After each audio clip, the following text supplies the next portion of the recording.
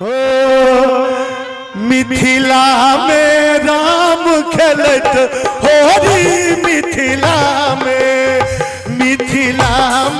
राम खेलत होरी मिथिला में हो खेलत होरी हो खेलत होरी हो खेलत होरी हो खेलत होरी मिथिला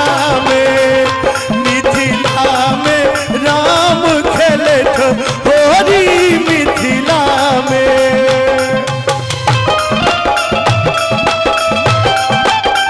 भैया एक मिनट लग जाओ, एक बार हम सबक भैया ला जोरदार ताली बजा दियो सब गोटे।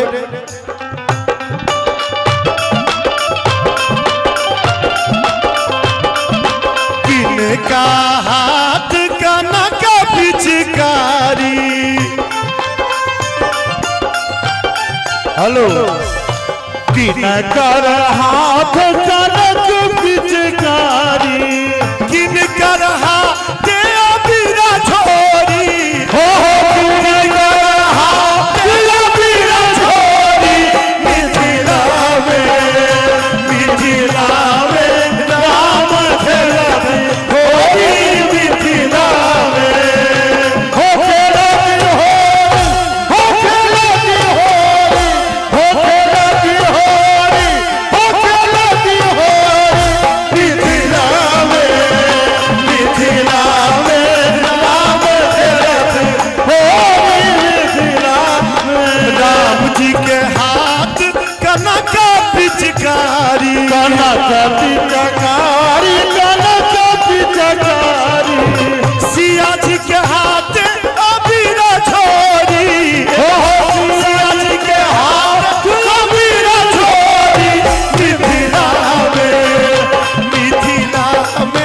राम खेलत होरी मिथिला में। मना होली बाद में हेते जगर आनंद ले लेते, लेकिन कनी झलक तो देखेबे करबे ना।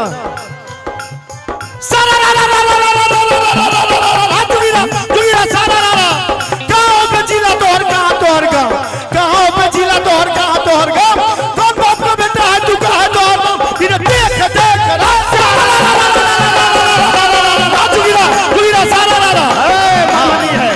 मधुबनी है जिला हमर मोहली हमर गाँव, मधुबनी है जिला हमर मोहली हमर गाँव। अब ठाकुर का बेटा हूँ नाम से मेरा नाम भाई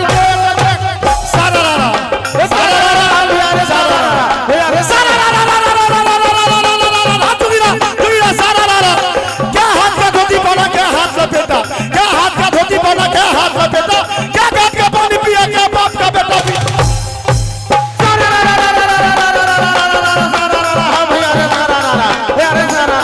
अरे नौ हाथ का धोती पहना, 6 हाथ का बेटा भाई, 6 हाथ का बेटा। वाह भाई वाह, वाह जगी जी वाह। 2 हाथ का धोती पहना, 6 हाथ का बेटा, घाट घाट का पानी पिया, एक बाप का बेटा भाई।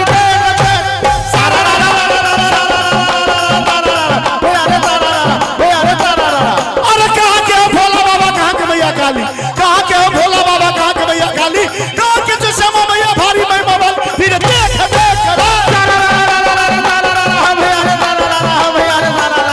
अरे जोर करो जोर लगा के, जोर लगा के भगवा जो जीना में ताली बजा के, भगवा अरे ताली बजा सब गोटे जोर लगा के भगवा जो जीना में ताली बजा के भंग करना सारे भैया थोड़ा चढ़ा के, भंग करना सारे भैया थोड़ा चढ़ा के, नहीं चाहती क्या पद के मंच आके रे भाई